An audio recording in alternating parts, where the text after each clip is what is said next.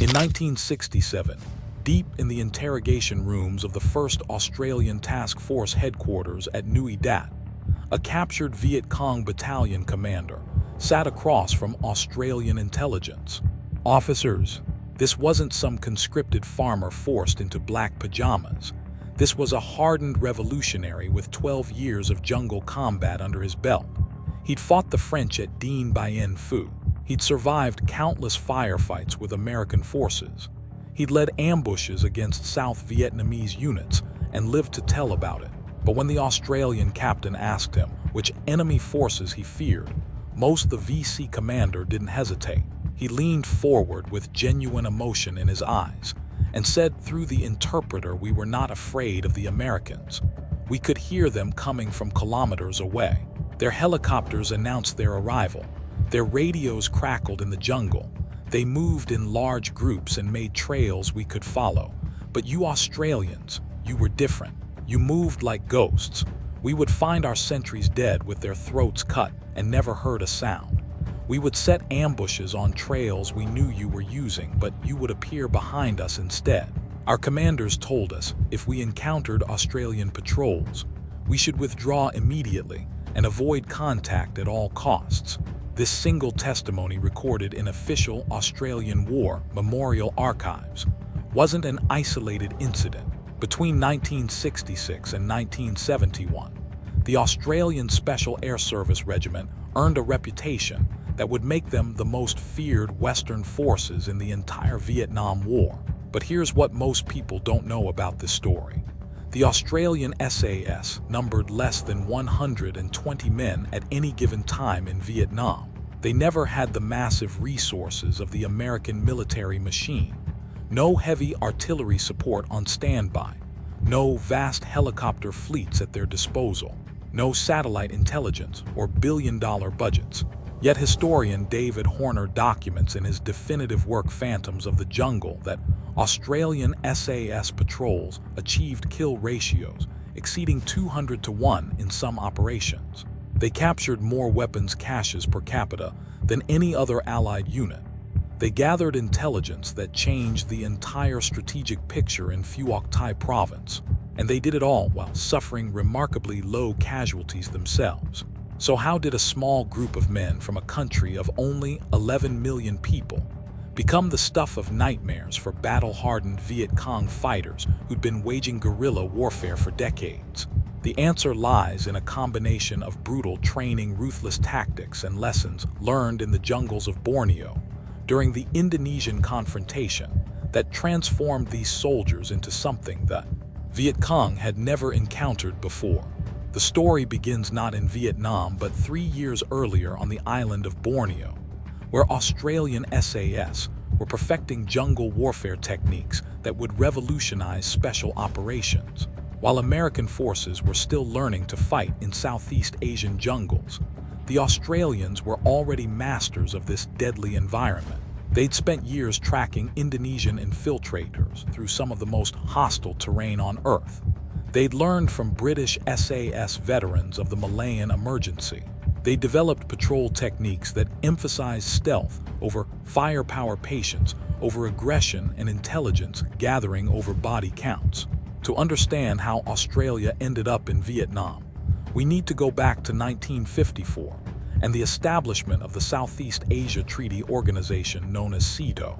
This collective defense treaty brought together the United States, United Kingdom, France, Australia, New Zealand, Pakistan, Thailand, and the Philippines in a mutual defense pact designed to contain communist expansion in Southeast Asia. Australia's motivation for joining SEATO was rooted in what historians call the domino theory, the belief that if one Southeast Asian nation fell to communism, the rest would follow in rapid succession. Australian Prime Minister Robert Menzies and his advisors genuinely believed that communist expansion through Southeast Asia posed a direct threat to Australian security. The fall of China to communism in 1949, the Korean War from 1950 to 53, and the French defeat at Dien Bien Phu in 1954 had created a siege mentality in Canberra. When the United States began escalating its involvement in Vietnam in the early 1960s, Australia faced pressure to contribute forces as a demonstration of SEATO solidarity. The Australian Special Air Service Regiment that would deploy to Vietnam had been formed only recently in 1957.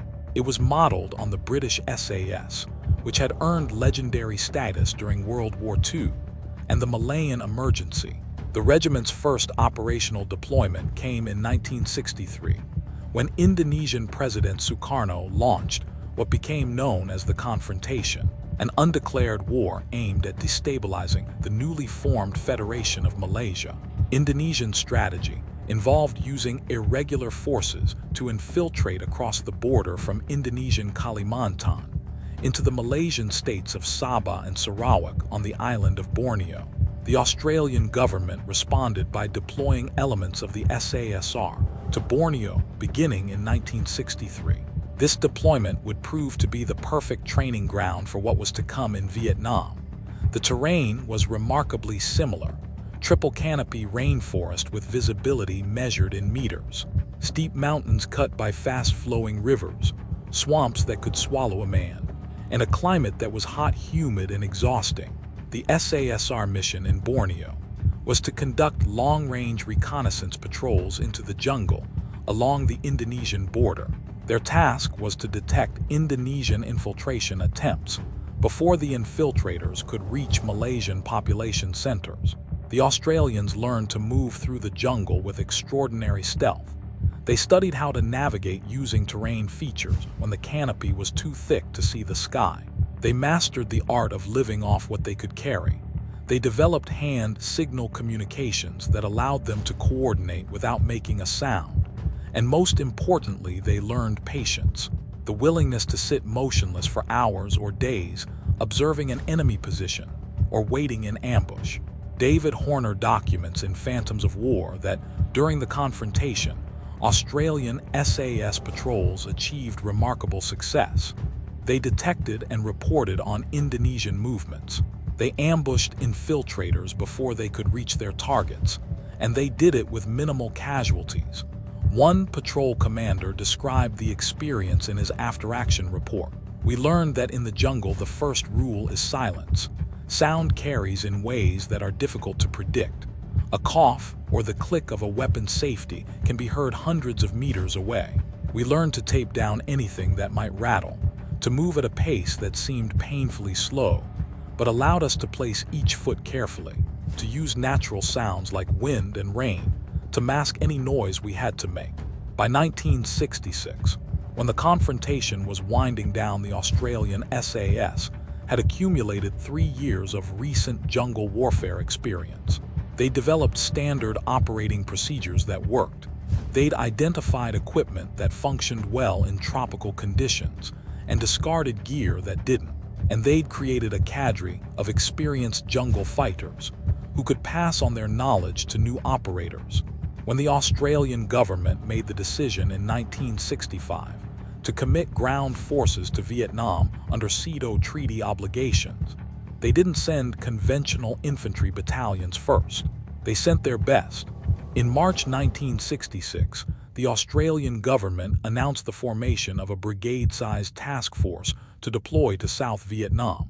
The first Australian task force would eventually number over 4,000 personnel, including infantry battalions, artillery, armor, engineers, and support units. But the first combat elements to arrive in country were the reconnaissance specialists. On June 24, 1966, a Royal Australian Air Force C-130 Hercules transport touched down at Vung Tau Airfield, carrying 32 officers and men of 1 Squadron Australian Special Air Service Regiment. These men were the advance party tasked with establishing SAS operations in support of the task force. Their commanding officer was Major Peter, who had extensive Borneo experience. His mission brief from Task Force headquarters was deceptively simple: conduct reconnaissance and surveillance operations in the task force area of operations to provide early warning of enemy activity. In reality, this mission was extraordinarily complex. The area of operations was Phuoc Tuy Province, a region the size of a small country located on the South China Sea coast, 60 kilometers southeast of Saigon. The province had a population of approximately 100,000 people, most living in small villages scattered throughout the countryside. The provincial capital Ba Ria was nominally under South Vietnamese government control, but venture 5 kilometers outside the city limits, and you were in territory that belonged to the Viet Cong. Historian Ian McNeill describes Phuoc Tuy in his official history as a province that had been under communist influence since the Viet Minh days of the First Indochina War. The Viet Cong had spent years building political infrastructure in the villages, recruiting fighters, establishing base camps and supply depots, and creating a system of way stations and safe houses that allowed them to move freely throughout the province. The terrain itself was extraordinarily challenging. Approximately 75% of Phuoc Tuy Province was covered in dense jungle or rubber plantations. The north and east were dominated by the Nui Dat Hills, a range of jungle-covered mountains that rose to over 400 meters. The slopes were steep, the valleys narrow, and the vegetation so thick that visibility was often less than 10 meters. The central part of the province was dominated by rubber plantations. These industrial-scale operations had been established by French colonial interests and continued to operate under South Vietnamese and foreign ownership. The rubber trees were planted in neat rows with cleared ground between them. The south of the province was flat coastal plain with mangrove swamps and rice paddies. This was the most heavily populated area, with villages strung along Highway 15, the main road connecting Vung Tau to Saigon. The Australian task force was given responsibility for securing this entire province. It was an ambitious mission. The first priority was establishing a secure base. Task force commanders selected a location near the village of Nui Dat in the center of the province. The site had several advantages. It was on relatively high ground, which provided good drainage and fields of fire. It was astride key VC infiltration routes, which meant the task force could interdict enemy movement. And it was close enough to Highway 15 that supplies could be brought in by road from Vung Tau. But the location also had a significant disadvantage. It was surrounded by territory controlled by the Viet Cong. Historian Terry Burstall, who arrived with the 6th Battalion in May 1966, describes the situation. We were establishing a base in the middle of enemy-controlled territory. Every tree line could hide an enemy position. Every village housed VC informants who would report our every move. The jungle began 50 meters from the perimeter wire, and intelligence indicated there were VC forces all around us. Construction of Nui Dat base began in May 1966. Australian engineers used bulldozers to clear fields of fire, filled sandbags for bunkers, and strung multiple rows of barbed wire around the perimeter. But task force commanders knew that sitting inside a fortified base wouldn't accomplish the mission. They needed to find the enemy, fix them in place, and destroy them. And that's where the SAS came in. The Viet Cong military forces in Phuoc Tuy Province were substantial and experienced. The primary unit was the 275th Main Force Regiment. This was not a ragtag guerrilla force, but a professional military formation with approximately 2,000 fighters organized into 3 battalions. The 275th Regiment was equipped with modern weapons including AK-47 assault rifles, RPG-7 rocket-propelled grenade launchers, heavy machine guns, mortars, and even some anti-aircraft weapons. They had their own medical services, logistics system, and command structure. Historian David Horner notes that the 275th Regiment had been operating in Phuoc Tuy since the early 1960s and knew the terrain intimately. They had established base camps in the most inaccessible parts of the Nui Dat Hills, built bunker systems that could withstand artillery fire, cached weapons and supplies throughout the province, and recruited local guides who could lead them through the jungle on trails invisible to outsiders. Supporting the main force regiment was the D445 Provincial Mobile Battalion with approximately 500 fighters. This unit operated more like traditional guerrillas, conducting ambushes, mining roads, attacking isolated outposts and withdrawing before reinforcements could arrive. Below the battalion level were district and village guerrilla units, part-time fighters who worked as farmers by day and conducted operations at night. They planted mines, gathered intelligence, provided porters and guides for main force units, and enforced VC control in the villages. The total Viet Cong military and political infrastructure in Phuoc Tuy Province numbered several thousand personnel. The SAS Advance Party established their lines within the Nui Dat perimeter in late June 1966. They were given a section of the base near the helicopter landing pad, which made sense given they would be constantly inserting and extracting patrols by air. The SAS operational area was essentially the entire province. Anywhere task force commanders needed intelligence, the SAS could go. Major Peter and his squadron sergeants began planning operations immediately. They studied maps of the province trying to identify key terrain, likely VC base areas, infiltration routes and approach paths to Nui Dat. They reviewed intelligence reports from South Vietnamese sources, intercepted radio communications, agent reports and prisoner interrogations. Most of this intelligence was fragmentary and often contradictory. The SAS needed to get eyes on the ground to separate fact from fiction. They needed to establish their own intelligence picture based on direct observation. The first SAS patrol inserted into the Phuoc Tuy jungle on July 1, 1966. It was a four-man reconnaissance patrol tasked with observing a trail junction in the hills north of Nui Dat, where intelligence suggested VC forces were moving supplies. The patrol commander was Sergeant Dave, a Borneo veteran with over 200 patrols under his belt. They inserted by helicopter 8 kilometers from their objective. The pilot brought the Iroquois in fast and low, following the contours of the ground to avoid giving away the insertion point.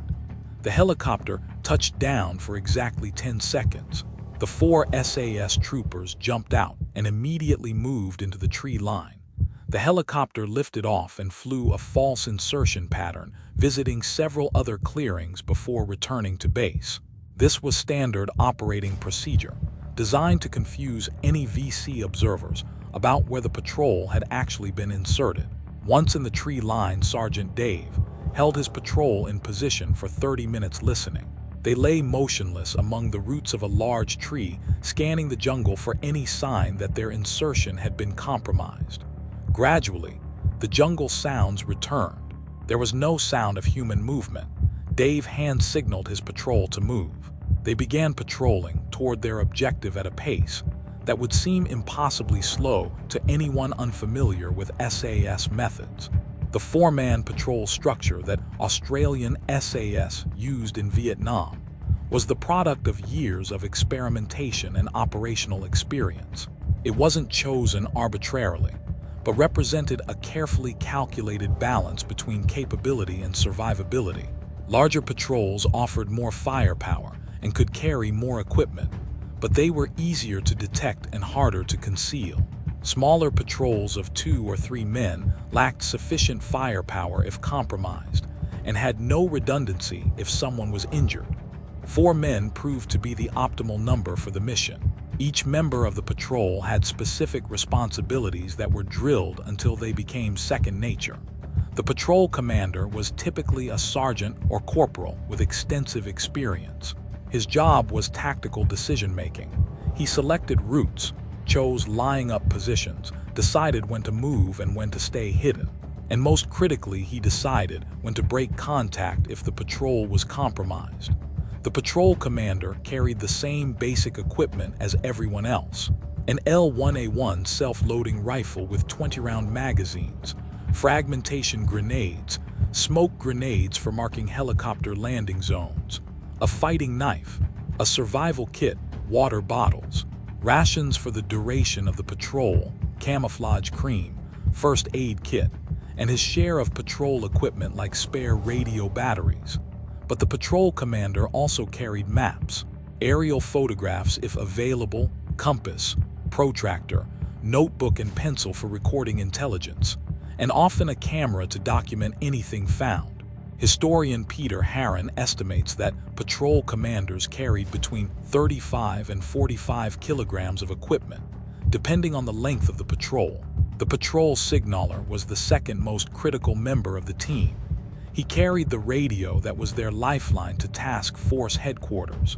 In the early days of Australian operations in Vietnam, the standard radio was the ANPRC-25, known as the Prick 25. This American-made radio was solid-state, had 24-hour battery life, which was crucial for extended patrols, and had sufficient range to reach relay stations or aircraft. The downside was weight. The radio itself weighed about 10 kilograms. Add spare batteries, and the signaller was carrying an extra 30 pounds on top of all his personal equipment. The signaller's job was to maintain communications with base, send scheduled situation reports known as SITREPs, relay intelligence reports when the patrol observed enemy activity, call for fire support or extraction if needed, and monitor radio traffic for warnings. Communication security was critical. The Viet Cong had radio intercept capabilities and could direction find transmitting radios. So all patrol radio traffic used carefully rehearsed code words and brevity codes. A typical SITREP might last 10 seconds. The signaller would key the handset and say checkmate 3, this is Sabre 2 Alpha SITREP. Wait for acknowledgement, then send a coded message like red 6, blue 2, green 0, yellow 4. These codes indicated the patrol's position using prearranged grid references, number of enemy observed, any contact, and their status. After sending the message, the signaller would immediately move the patrol at least 50 meters from the transmission point. In case the VC had gotten a direction-finding fix, the patrol medic was cross-trained as both a medical specialist and a rifleman. Australian SAS medics went through extensive training that qualified them to provide trauma care far beyond basic first aid. They could start intravenous lines, administer drugs, perform emergency surgical procedures like needle decompression for collapsed lungs, and stabilize casualties for evacuation.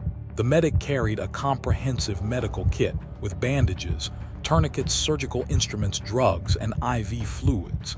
This added another 10 kilograms to his load, but the medic was also a full member of the patrol who had to carry his weapon and ammunition and fight if contact was made. The fourth patrol member was designated the scout, and his role was arguably the most demanding. The scout led the patrol watching for enemy sign. His eyes were constantly scanning the ground ahead looking for footprints, broken twigs, disturbed vegetation, anything that indicated human passage. He watched for trip wires that might trigger booby traps or warning devices. He looked for signs of recent activity like cigarette butts, food waste, or fresh digging. He navigated using terrain features, and he set the pace of movement. Experienced scouts developed an almost supernatural ability to read the jungle. They could tell whether vegetation had been disturbed by wind or by human passage. They could age footprints by examining how the edges of the impression had dried. They could smell wood smoke or cooking fires from hundreds of meters away. One SAS scout named Corporal Jack described his technique in an interview recorded in the Australian War Memorial Archives. You learn to see the jungle not as a green wall, but as a complex environment where everything has a pattern. When something breaks the pattern, you notice it immediately. A branch bent at an unnatural angle, leaves that are discolored on the underside indicating they've been disturbed, scuff marks on tree roots where someone stepped. You train your eyes to see these tiny details, while simultaneously keeping awareness of the larger tactical picture. The equipment carried by SAS patrols was carefully selected based on operational experience. The primary weapon was the L1A1 self-loading rifle. This was the Australian designation for the British version of the FN FAL battle rifle. It fired the 7.62mm NATO round from a 20-round detachable magazine. The L-1A1 was reliable in jungle conditions, accurate out to 300 meters, and had sufficient stopping power. Each patrol member typically carried 6 to 8 magazines, giving them 120 to 160 rounds. They also carried fragmentation grenades for both offensive and defensive use, white phosphorus grenades that created smoke for signaling, and colored smoke grenades for marking landing zones. Some patrols carried Claymore anti-personnel mines that could be positioned around their night location to provide early warning or defensive firepower. Rations were another major weight consideration. Australian forces in Vietnam used several types of rations, but SAS patrols found standard rations too bulky and noisy. Many switched to American long-range patrol rations known as LURP rations. These were freeze-dried meals in foil packets that only required adding water. They were much lighter and created less waste. Some patrols carried nothing but rice chocolate and a few tins of cheese, because those items provided maximum calories for minimum weight. Water was the heaviest item by weight and the most critical. In the hot, humid climate of Vietnam, men could easily drink 4 to 6 liters of water per day. Water weighs 1 kilogram per liter, so carrying enough for a week-long patrol was impossible. Patrols had to plan routes that would take them near water sources, streams or ponds where they could refill their bottles. But using water sources was risky, because the VC used the same water sources and often watched them.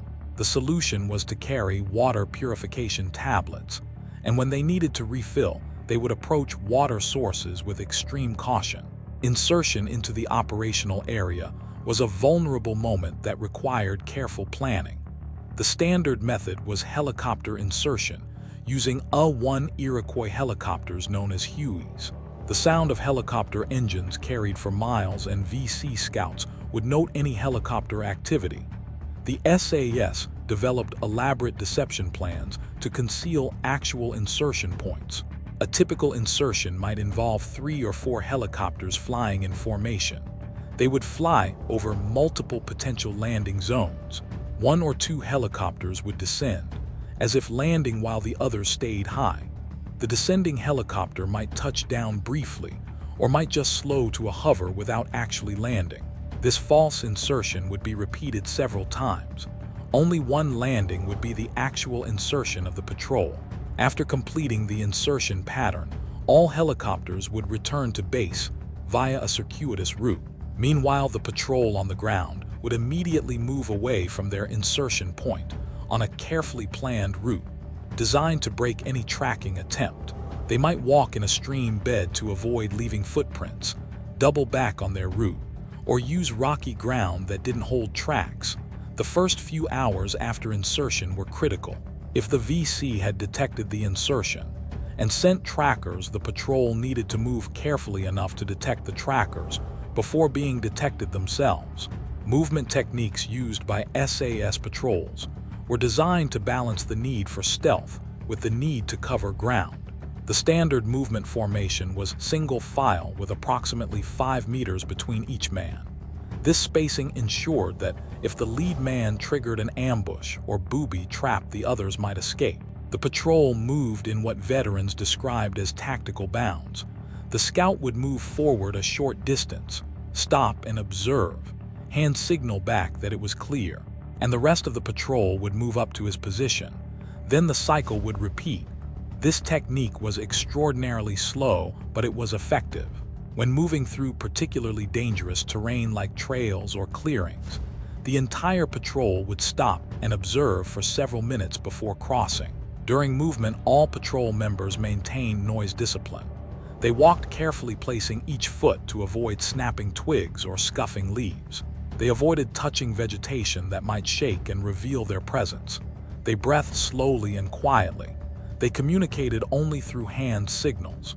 At night, patrols would establish a lying-up position where they could rest with relative security. The LUP was typically selected in thick vegetation that provided concealment. The patrol would establish all-round defense with each man covering a sector. They would set out claymore mines if they were carrying them. Then they would settle in for the night. Sleeping was done in shifts with 2 men awake and 2 men sleeping at any time. This constant vigilance was exhausting. A 7-day patrol meant 7 nights of broken sleep, always alert, always ready to fight. The tracking skills that Australian SAS operators brought to Vietnam represented a remarkable fusion of indigenous knowledge learned from Aboriginal trackers in Australia and techniques refined during the Borneo campaign. These skills gave them a decisive advantage because they could read the jungle environment like a book written in a language only they understood. Visual tracking begins with understanding what military instructors call sign, any indication of human passage through terrain. Sign can be obvious like a clear footprint in mud, or it can be subtle like a leaf that's been torn rather than naturally fallen. Experienced trackers learn to see sign that others walk right past without noticing. Corporal Jack, who served with the SAS in Vietnam, described the basics in a training manual. The first principle is to slow down. Most people move through terrain looking ahead, watching where they're going next. A tracker moves slowly, looking at everything within a few meters. You're reading the ground, the vegetation, the spider webs, the distribution of leaves and debris. You're looking for anything that breaks the natural pattern. A footprint is the most obvious sign, but there are dozens of others. Scuff marks on tree roots where someone braced themselves while moving uphill, broken spider webs where someone walked through, bruised or broken vegetation where someone pushed through thick growth, disturbed leaf litter where leaves have been kicked aside, revealing the darker soil beneath. Australian SAS learned to read these signs with remarkable accuracy. They could determine not just that someone had passed, but how many people, what direction they were moving, how heavily loaded they were based on the depth of prints, how long ago based on weathering of the sign, and sometimes even whether they were military or civilian based on the type of footwear. One technique developed by SAS trackers was aging sign by observing environmental factors. A footprint in soft ground would have crisp edges when fresh. Over hours, the edges would begin to crumble as the soil dried. Crushed vegetation would show color changes as the damaged plant cells oxidized. Fresh breaks showed bright green. Hours-old breaks showed browning. Spider webs were reconstructed quickly in the jungle. If a web across a trail was broken, it had been disturbed within the last few hours. But visual tracking was only half the skill set. Equally important was counter-tracking, the ability to move through terrain without leaving sign that enemy trackers could follow. The Viet Cong had excellent trackers, local villagers who'd grown up in the jungle and could follow sign as well as any Australian. If a VC tracker picked up an SAS patrol's trail, they could lead a larger force to ambush the patrol. The first counter-tracking principle was to minimize sign in the first place. SAS patrols moved carefully, placing their feet to avoid disturbing vegetation. They walked on hard ground or rocky areas when possible because these surfaces didn't hold footprints. They avoided stepping on loose leaves that would be disturbed. When they had to push through vegetation, they did it carefully so branches sprang back into place rather than remaining broken. The second counter-tracking principle was deception, deliberately creating misleading sign to confuse trackers. One common technique was the false trail. A patrol might walk in an obvious direction, leaving clear sign for 100 meters, then very carefully backtrack, stepping in their own footprints. When they reached the start of the false trail, they would move off in a different direction, using careful counter-tracking techniques. Another deception technique was walking backwards, literally stepping backwards so footprints appeared to be going in the opposite direction. Water was the tracker's friend and the counter-tracker's friend. Walking in streams left no footprints, and the water washed away scent. SAS patrols would often incorporate stream crossings into their routes. They would enter the water and walk upstream or downstream for several hundred meters before exiting. This broke their trail completely. Scent discipline was a tracking factor that many Western forces didn't understand. but the Viet Cong used effectively.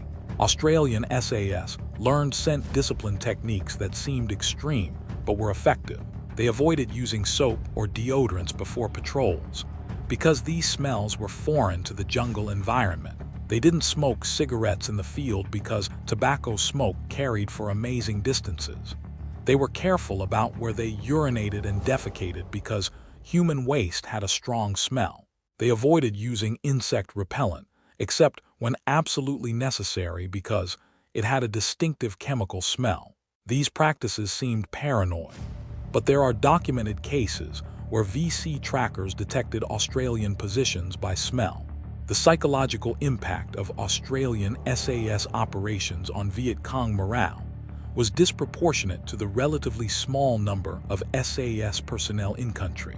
This wasn't accidental, but the result of deliberate psychological warfare techniques that the Australians had learned during the Malayan emergency and refined in Borneo. One of the most effective techniques was what SAS veterans called backwards hunting. Instead of following the enemy and trying to catch them, the Australians would predict where the enemy was going and get there first. An SAS patrol commander named Sergeant Dave explained the technique. We would study VC patterns of movement for several days. They tended to use the same trails and rest areas repeatedly.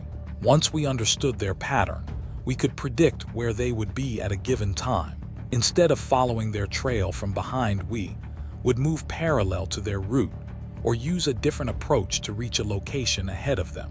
Then we would set up an ambush and wait for them to walk into our killing zone.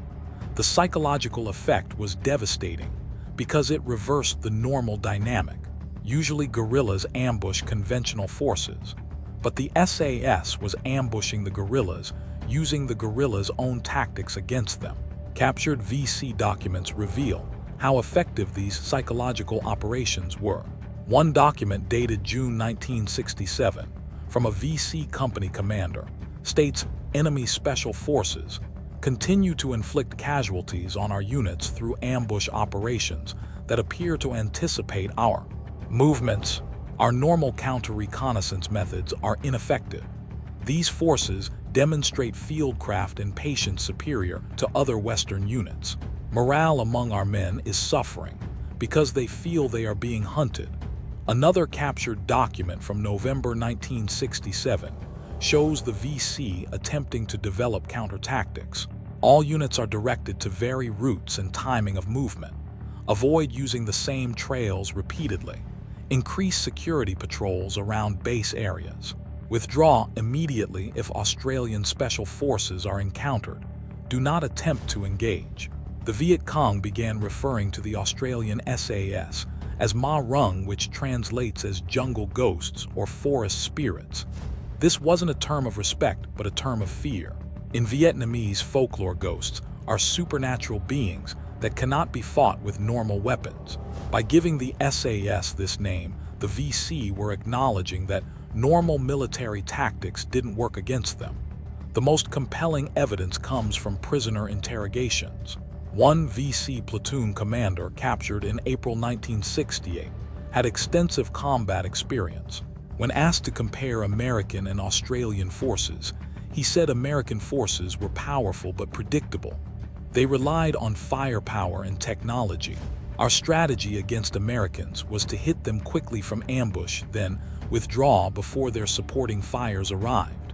We respected American firepower, but we weren't afraid of American soldiers. But when asked about the SAS, his demeanor changed. He said the Australian special soldiers were different from all other Western forces. They moved like Vietnamese, silent and careful. They would wait in ambush for days. Our scouts often couldn't detect them until it was too late. My company lost 19 men to Australian ambushes over 8 months. We never saw them before they fired. We never caught them after they withdrew.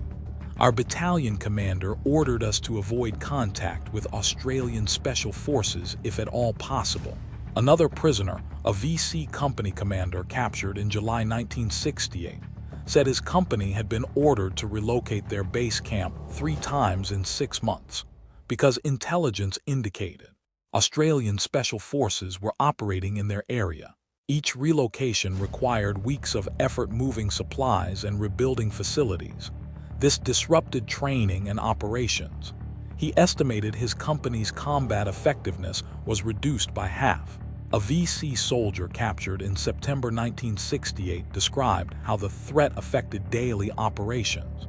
We were ordered to never use the same trail twice in succession, to vary our timing and routes, to post more sentries. All of these measures made everything take longer. A supply run that used to take 1 day now took 3 days. The Australian Special Forces never numbered more than a few dozen men in our area, but they tied down hundreds of our troops in security measures. By early 1968, the Australian SAS had established psychological dominance over VC forces in Phuoc Tuy Province. This dominance was achieved not through superior numbers or firepower, but through superior fieldcraft patience and understanding of psychological warfare principles. The Viet Cong were experienced jungle fighters who had defeated the French and were holding their own against the American military machine. Yet they openly admitted they couldn't effectively counter Australian SAS tactics. The foundation of SAS effectiveness wasn't just tactical skill, but the climate of fear and uncertainty they created. They had become phantoms of the jungle, invisible hunters who could strike anywhere at any time. And this psychological weapon would prove as valuable as any rifle or grenade. The next phase of operations would build on this psychological dominance through perfected ambush techniques that would set new standards for special